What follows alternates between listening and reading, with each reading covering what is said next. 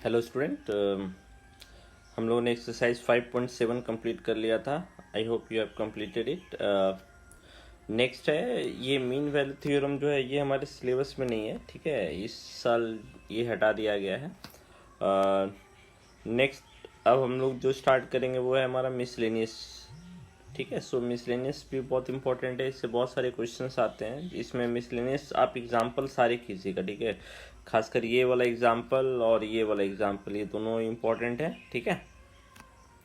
ऐसे इसको भी तो आपको करना होगा प्रैक्टिस के लिए फर्स्ट टाइम, बट जो थर्ड एग्जांपल है और थर्ड एग्जांपल स्पेशली वो थोड़ा सा अधिक इम्पोर्टेंट है, ठीक है। इसमें एक जगह बेस देखिए 7 है। फिर आपका नेक्स्ट है एग्जाम्पल 45। इसमें देखिए पहला क्वेश्चन भी इम्पोर्टेंट है 1 मार्क्स के लिए, ठीक है। 1 मार्क्स के लिए बहुत अच्छा क्वेश्चन है। दूसरा भी है, ये इनवर्स ट्रिग्नोमेट्री बेस्ड क्वेश्चन है। तीसरा भी है। चलिए मैं आपको तीसरा सॉल्व करके दिखाता हूँ। ऐसा बहुत सारा क्वेश्चन है हमारे पास, ठीक है। टैन इनवर्स और पहला भी है, जैसे ये देखिए। चलिए ऐसा क्वेश्चन आपने क्लास 11th में सॉल्व किया है, ठीक है। चलिए दूसरा ही देख लेते हैं। Tan inverse sine x by 1 plus cos x. तो टैन इनवर्स है तो अंदर में मुझे टैन चाहिए, यानी कि इसको सिंप्लीफाई करना पड़ेगा। सो सिंप्लीफाई करेंगे तो क्या होगा, 2 sine x by 2 cos x by 2, है ना। 2 sine x by 2 cos x by 2 और नीचे में हो जाएगा 2 कॉस स्क्वायर एक्स बाई 2। सो एक कॉस कैंसिल हो गया, 2 कैंसिल हो गया, तो tan inverse tan x by 2। तो सिंपली क्या हो गया, x बाई 2, यानी कि इसका डिफ्रेंसिएशन नहीं करके हम किसका डिफ्रेंसिएशन कर रहे हैं, y equal to x by 2 का। तो डिवाइड बाई एक्स कितना होगा, 1 बाई 2। सो अगर आप देखिए यहीं पर अगर आप इसका डिफ्रेंसिएशन करेंगे तो एक लेंथी प्रोसेस है, बट इनवर्स ट्रिग्नोमेट्री की मदद से और ट्रिग्नोमेट्री की मदद से इसको पहले अगर हम सिंप्लीफाई कर दें तो सॉल्यूशन ईजी है। सो आपको यही देखना होगा मेनली, इनवर्स ट्रिग्नोमेट्री और ट्रिग्नोमेट्री का जब भी प्रॉब्लम होता है तो जनरली हमको पहले सिंप्लीफाई करना होता है, ठीक है। सो ये ध्यान रखिएगा। ये क्वेश्चन नंबर 2 भी अच्छा क्वेश्चन है, और क्वेश्चन नंबर 3 भी इम्पोर्टेंट है हमारे लिए, ठीक है। Sine inverse y is equal to क्या है, sine inverse 2 raise to the power x into 2 लिख सकते हैं ना, बाई 1 प्लस 2x का होल स्क्वायर लिख सकते हैं ऐसे। अब आप ऑब्जर्व कीजिए, ये साइन इनवर्स है तो ये किसी फॉर्मूले के जैसा है ना। देखिए किस फॉर्मूले के जैसा है, 2x by 1 plus x square. लेकिन यहाँ अगर हम ध्यान दें 2 tan x by 1 plus tan square x ऐसे लिख सकते हैं ना। यानी कि हमको क्या सब्स्टिट्यूट करना पड़ेगा, 2 raise to the power x is equal to tan theta. अब आप देखिए कि अगर ये सब्स्टिट्यूट कर देते हैं तो ये सिंप्लीफाई हो जाएगा, y is equal to sine inverse 2 tan theta by 1 plus tan square theta. अब ये हमारा फॉर्मूला है साइन 2 थीटा ट्रिग्नोमेट्री के हिसाब से। सो y इज इक्वल टू ये क्या हो जाएगा 2 थीटा। अब थीटा का वैल्यू यहाँ से निकाल लीजिए। थीटा का वैल्यू कितना आएगा, टैन इनवर्स 2x, तो 2 tan inverse 2 raise to the power x। अब इसका आपको डिफ्रेंसिएशन करना है ना। इसमें चेन रूल लगेगा, पहले टैन इनवर्स का डिफ्रेंसिएशन होगा, फिर 2 raise to the power x का डिफ्रेंसिएशन होगा, ठीक है। So I hope you can complete this, है ना।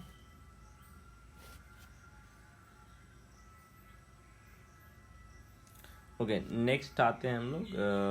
सो ये जो एग्जाम्पल 45 है ये इम्पोर्टेंट क्वेश्चन है, ठीक है। 45 के बाद 46 भी इम्पोर्टेंट है, लॉग का क्वेश्चन है, ठीक है। तो ये भी आप बना लीजिएगा। 46 भी एग्जाम्पल का एक भी क्वेश्चन नहीं छोड़िए, मिसलेनियस, ठीक है। 47 भी अच्छा क्वेश्चन है पैरामेट्रिक फॉर्म का, ठीक है। 47 भी अच्छा क्वेश्चन है। 48 भी इम्पोर्टेंट है। देखिए मैंने ऑलरेडी ये डिस्कस किया था, differentiation of one function with respect to another function, ठीक है।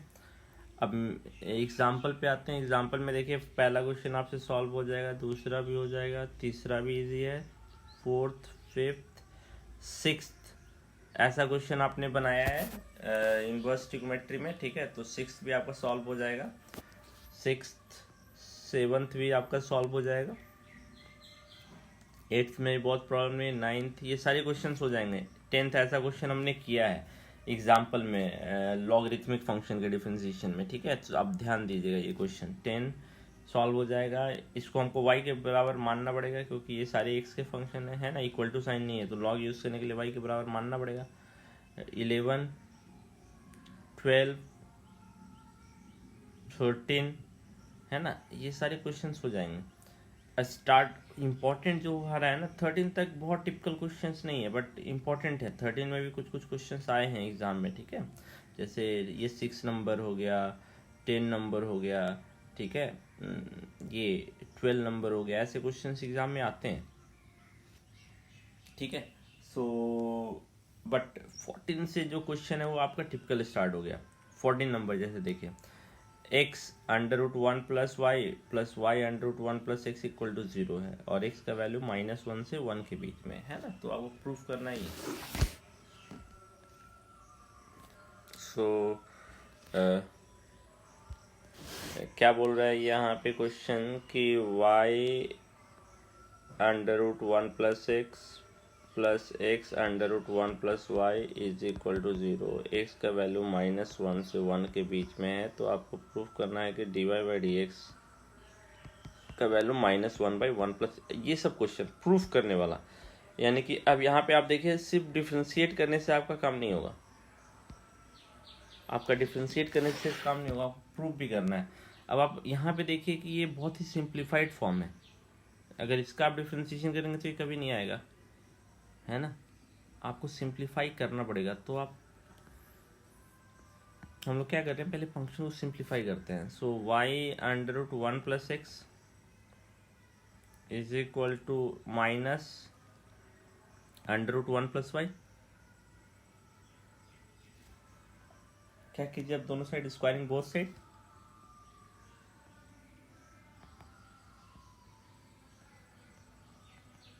स्क्वायरिंग बोथ साइड करेंगे तो ये हो जाएगा y² इंटू 1 प्लस एक्स और ये हो जाएगा x² इंटू 1 प्लस वाई, है ना।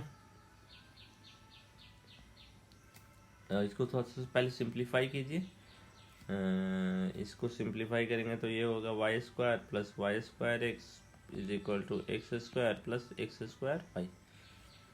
सारे टर्म को एक जगह कीजिए, है ना, इसको सपोज इधर लेके चले आते हैं, ठीक है। तो x² माइनस y² एक जगह और x² y minus y² x is equal to 0।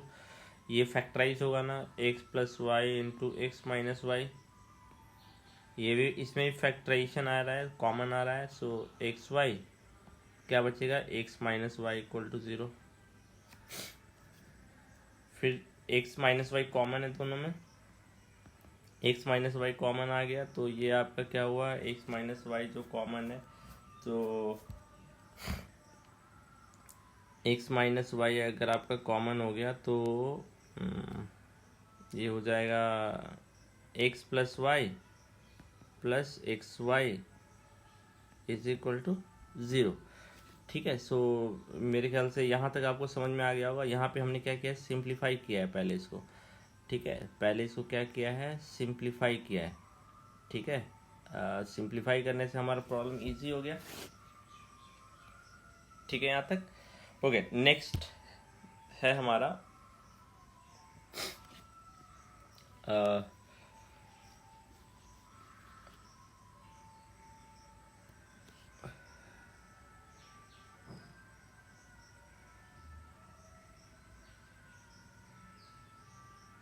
Next क्या है, नेक्स्ट है इससे, अब इसमें क्या कर रहे हैं, ये यहाँ से या तो x minus y equal to 0 होगा या फिर x plus Y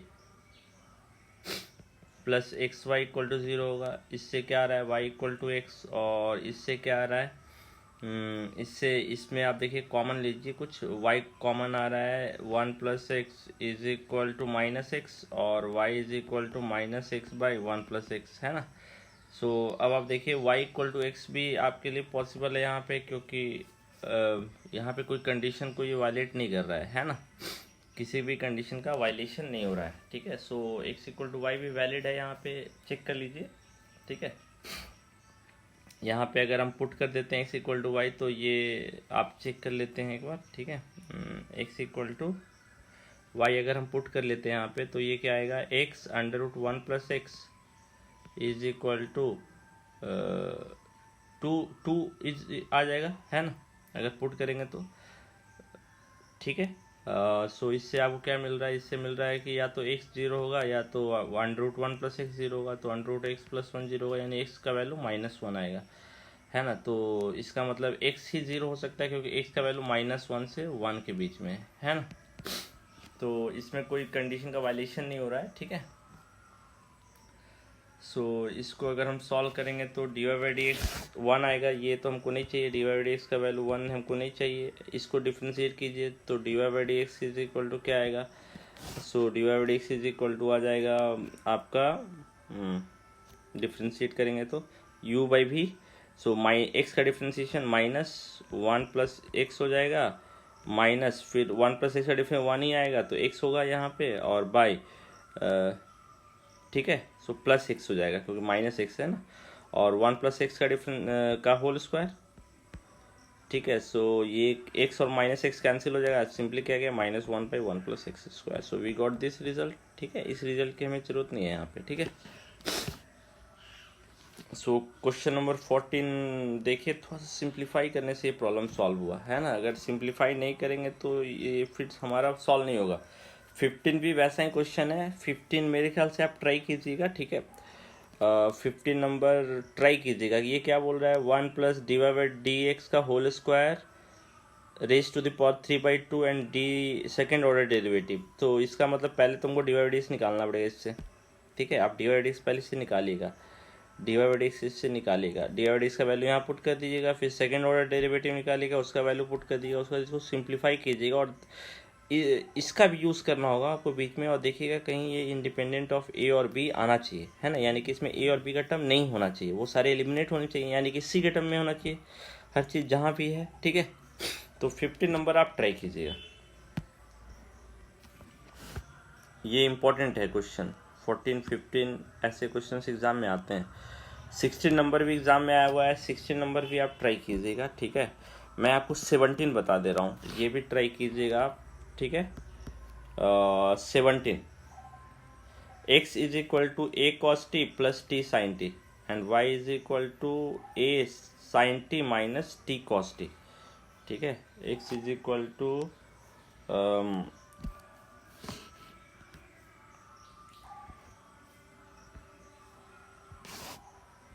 x is equal to a t cos t, sorry cos t minus, एक बार देख लेते हैं question, cos t plus t sine t, है ना, cos T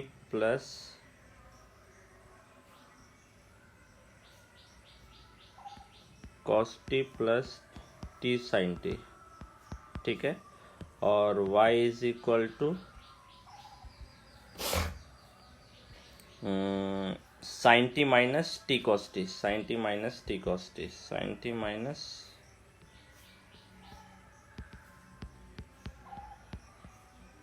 T cos t. आपको क्या निकालना है, आपको निकालना है d square Y by d x square.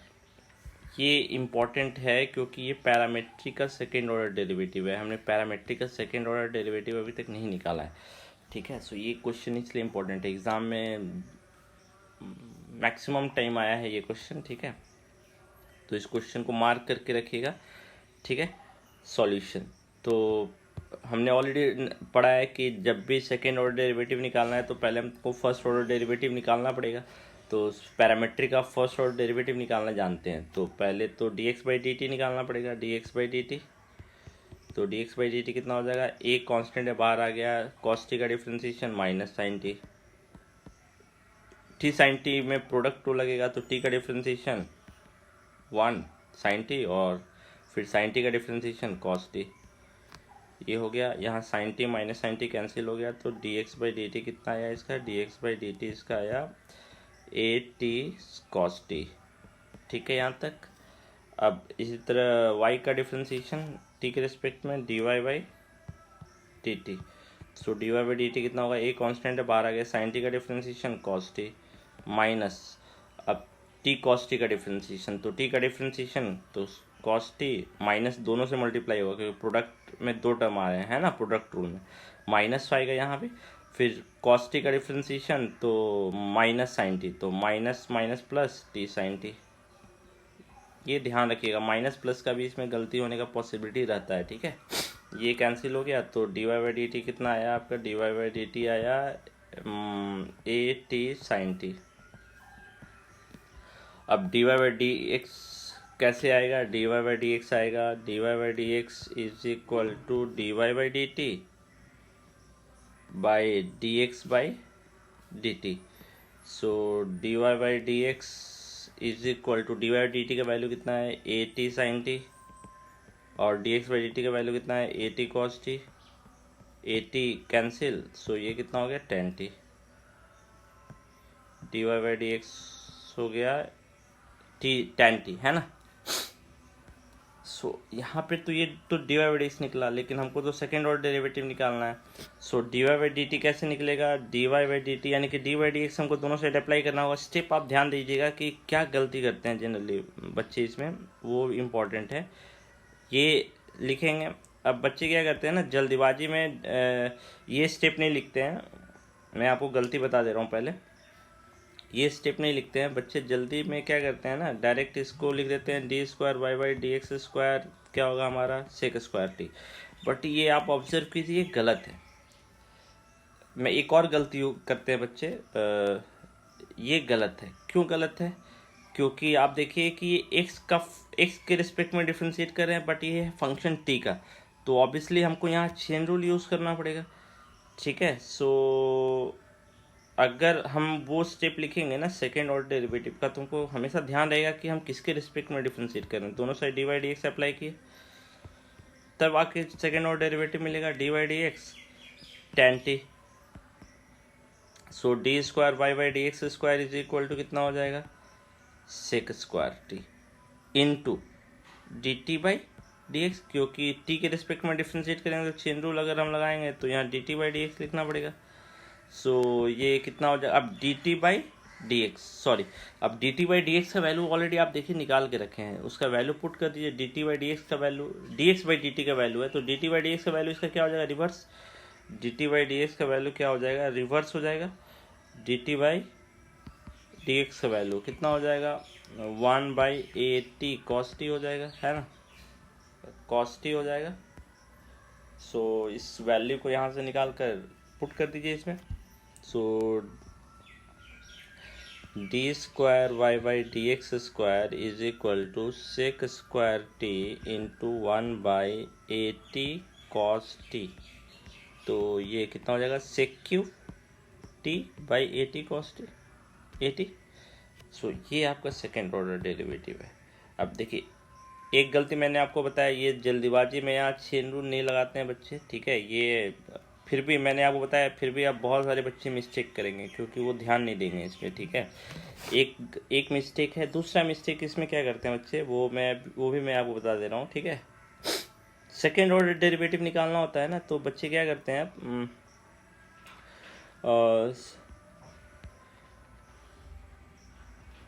वो पैरामीट्रिक का सेकेंड ऑर्डर डेरिवेटिव निकाल देते हैं। वो गलती भी मैं आपको बता रहा हूँ, बहुत सारे बच्चे के दिमाग में होगा कि क्यों नहीं हम पैरामीट्रिक का ही सेकेंड ऑर्डर डेरिवेटिव निकालते हैं। सो उसको भी हम लोग करके देख लेते हैं, ठीक है। बच्चे क्या करते हैं इसमें, वो भी मैं आपको बता रहा हूँ।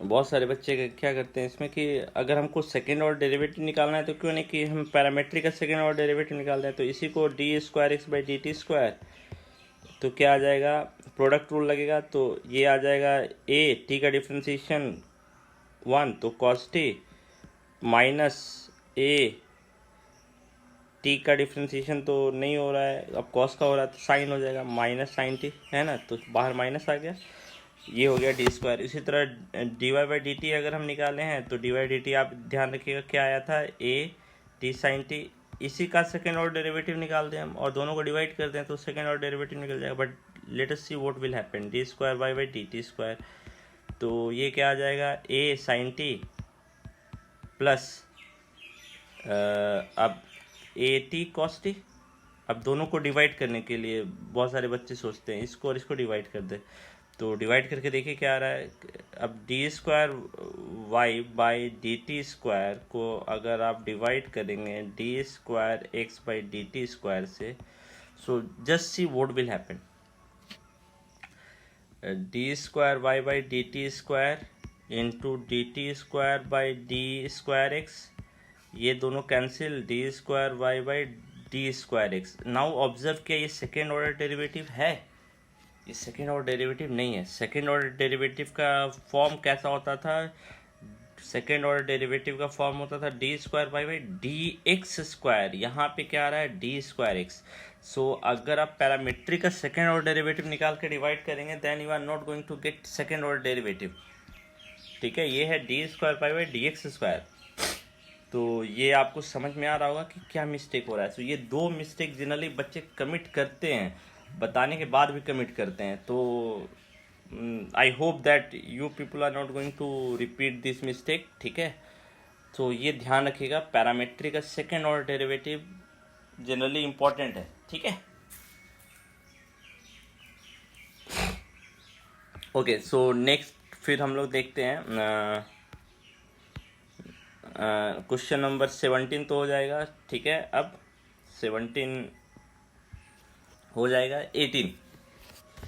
18 देखिए क्या बोल रहा है, मोड एक्स क्यूब है ना, इसका डबल सेकेंड ऑर्डर डेरिवेटिव जो है वो एग्जिस्ट नहीं करेगा, या करेगा वो हमको नहीं पता। So that exist for all x and find it, इसका सेकेंड ऑर्डर डेरिवेटिव एग्जिस्ट करेगा और हमको पता करना है क्या होगा, है ना।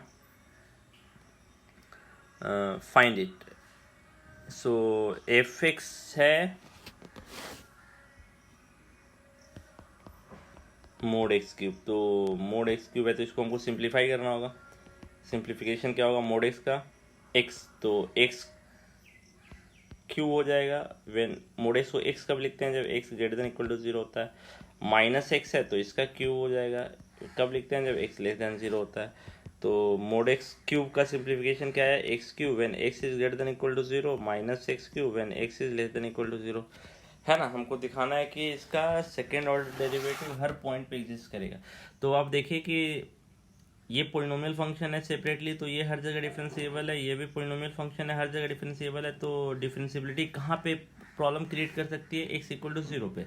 सो एक्स इक्वल टू जीरो पे आप दिखा दीजिए कि फंक्शन डिफरेंशिएबल है, तो हम बोल सकते हैं ना कि अब इससे सिर्फ प्रूफ होगा कि फर्स्ट ऑर्डर डेरिवेटिव, हमने जो फॉर्मूला पढ़ा है वो है एफ डैश एक्स ये जो फॉर्मूला पढ़ा है ये आप अब देखिए, ध्यान दीजिए यहाँ पे, limit s tends to zero f x plus h minus f c plus h, जो भी है c plus h minus f of c by